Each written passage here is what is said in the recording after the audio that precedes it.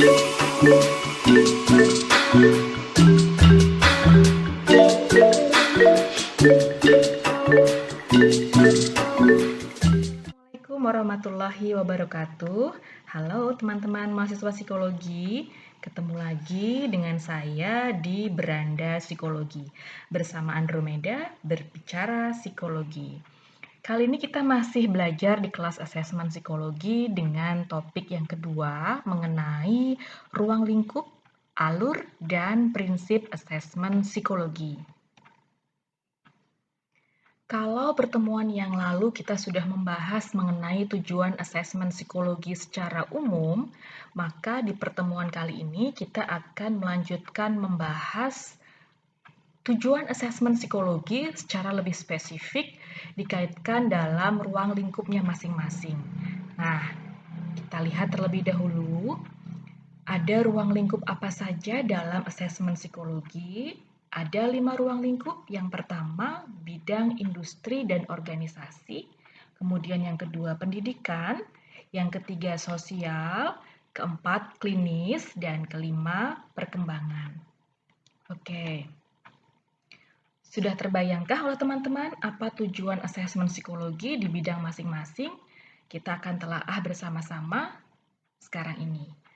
Tujuan asesmen di bidang industri dan organisasi antara lain adalah untuk menyaring pelamar kerja. Di sini maksudnya dengan seleksi maupun rekrutmen calon karyawan. Kemudian tujuan lain memprediksi kecocokan seseorang untuk job tertentu dan mempromosikan serta memutar karyawan pada program pelatihan maupun situasi kerja. Berikutnya, di bidang pendidikan, tujuan dan kegunaan asesmen psikologi antara lain untuk menentukan kapasitas intelektual seseorang, kemudian mengelompokkan dan menempatkan orang-orang ke dalam konteks pendidikan, serta memberikan konseling dan bimbingan individu untuk tujuan konseling pendidikan, kejuruan, maupun personal. Di bidang sosial, asesmen psikologi memiliki tujuan dan kegunaan untuk menyelenggarakan penelitian mengenai perubahan perilaku sepanjang waktu dan juga untuk mengevaluasi efektivitas program atau teknik baru.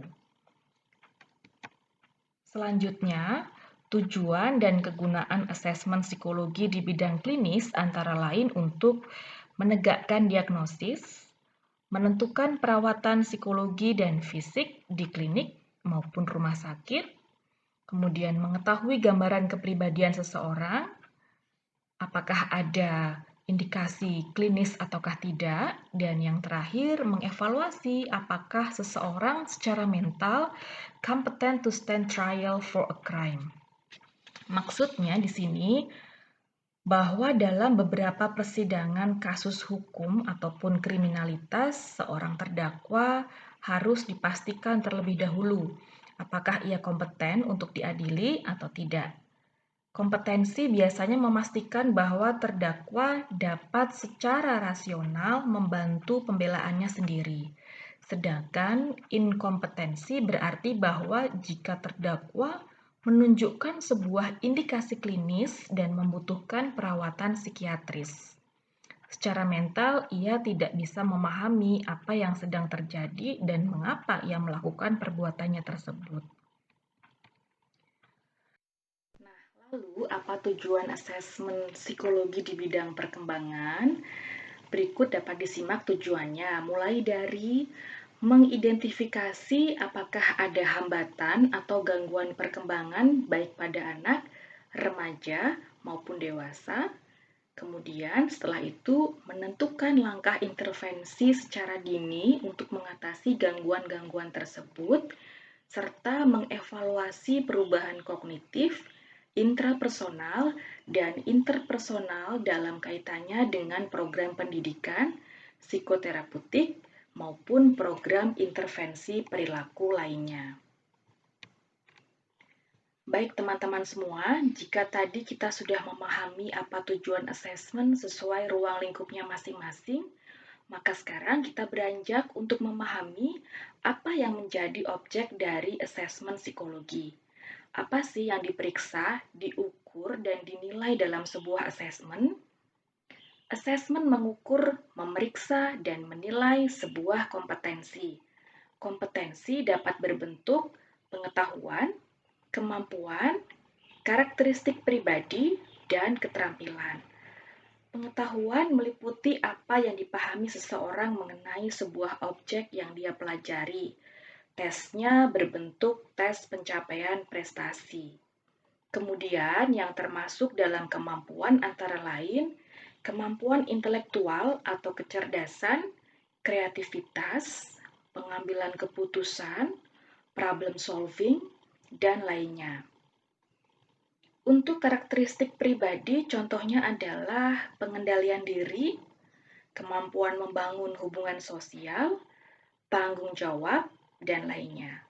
Terakhir, contoh yang termasuk dalam keterampilan misalnya leadership dan komunikasi. Teman-teman, istilah kompetensi sering digunakan di bidang industri, pendidikan maupun sosial. Sedangkan untuk bidang perkembangan dan klinis biasanya digunakan istilah aspek atau dimensi atau juga simptom. Selanjutnya, kita akan ketahui alur atau tahapan-tahapan yang harus dilalui dalam asesmen psikologi. Ada 6 tahapan. Yang pertama adalah mengidentifikasi masalah. Terjadi masalah apa sebenarnya pada user atau klien kita? Nah, kita dapat melakukan wawancara dan atau observasi awal untuk mendapatkan informasi di sini. Berikutnya yaitu kita melakukan tahap need assessment. Sebagai contoh di bidang industri, kita melakukan analisis data dan mengidentifikasi adakah terjadi gap atau kesenjangan antara kinerja saat ini dengan kinerja yang diharapkan, sehingga dapat kita peroleh data mengenai kebutuhan pelatihan karyawan pada perusahaan tersebut. Contoh lain di bidang perkembangan misalnya, kita melakukan pengumpulan data dan mengidentifikasi kesenjangan antara capaian perkembangan saat ini dengan tugas perkembangan yang diharapkan pada usia tertentu. Begitu kira-kira gambarannya teman-teman. Kemudian, tahap yang berikutnya adalah menentukan alternatif solusi dan tujuan asesmen. Nah, setelah kita menempuh 2 tahap sebelumnya, kita akan tahu bagaimana kita harus menentukan solusi untuk mengatasi permasalahan user atau klien kita. Kita tentukan juga di sini tujuan dari asesmen yang akan kita lakukan nanti akan seperti apa saja dan dapat ditempuh dengan metode apa. Di sini kita sekaligus membahas tahap yang keempat, yaitu menentukan metode dan teknik yang akan dipakai. Misalnya, apakah kita akan menggunakan metode tes psikologi, lalu kita putuskan teknik pengetesan apa yang akan kita pakai mengacu pada tujuan asesmen yang sudah dipikirkan sebelumnya. Selanjutnya, alur atau tahapan kelima adalah pelaksanaan asesmen psikologi itu sendiri. Di tahap ini harus kita rancang sebelumnya secara mendetail mengenai jadwal pelaksanaan, anggaran, hingga sumber daya yang dibutuhkan. Kita bentuk juga tim asesmen jika memang cakupan asesmennya luas, seperti misalnya rekrutmen karyawan dengan metode assessment center. Setelah pelaksanaan, maka tahap terakhir adalah melaporkan hasil asesmen psikologi. Seorang psikolog yang handal dituntut dapat membuat laporan pemeriksaan psikologi yang sistematis dan mudah dipahami baik oleh user maupun kliennya. Nah, inilah rangkaian alur atau tahapan dalam asesmen. Selanjutnya kita bahas prinsip-prinsip apa yang harus dipenuhi atau dipegang teguh dalam pelaksanaan asesmen psikologi. Antara lain, yang pertama adalah comprehensiveness, yang artinya bahwa metode asesmen yang akan kita pakai sebisa mungkin mencakup secara luas dan menyeluruh kompetensi yang memang akan diukur atau dinilai.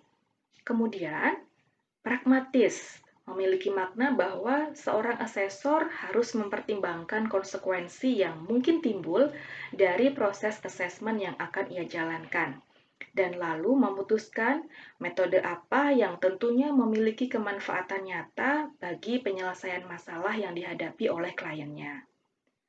Prinsip ketiga yaitu advokasi, artinya adalah seorang asesor akan melakukan suatu proses asesmen yang berpihak dan mendukung kebutuhan pengguna jasa atau kliennya, mulai dari penentuan tujuan asesmen, merancang pelaksanaannya, hingga memberi saran dari hasil asesmen yang telah ditempuh. Prinsip berikutnya adalah utility, hampir serupa dengan pragmatis yang ini, lalu akurasi, ketepatan, maksudnya bahwa prosedur asesmen harus memiliki ketepatan dalam mengukur apa yang seharusnya akan diukur. Dan akurasi ini sebaiknya sudah diterapkan sejak menentukan kebutuhan dan tujuan asesmen. Kemudian saat juga memilih metode asesmen, memastikan pelaksanaan dan pelaporannya agar tidak terjadi kesalahan maupun kekeliruan. Prinsip berikutnya, equity, yang artinya bahwa asesmen dilakukan sesuai prosedur. Lalu, metode yang digunakan juga bisa menjangkau seluruh kompetensi atau aspek yang akan diperiksa.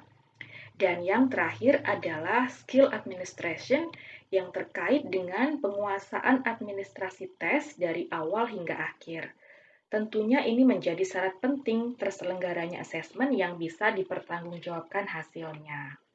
Nah, teman-teman, demikian tadi bahasan materi di kelas asesmen psikologi topik kedua.